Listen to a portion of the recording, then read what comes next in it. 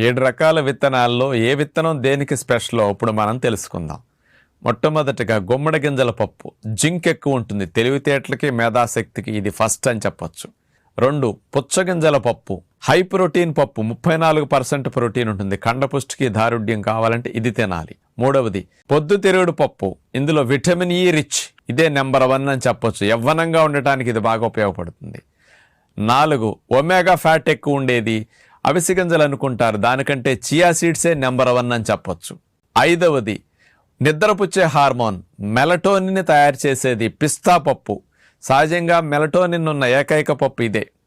6వది బాదం పప్పు, జుట్టు బాగా రావాలంటే దీన్నే బాగా తినాలి. ఇక 7వ పప్పు బ్రెజిల్ నట్, మగవాళ్ళకి వీర్య కణాల మోటిలిటీ బాగా పెరగాలంటే దీన్ని బాగా ఉపయోగించుకోవాలి.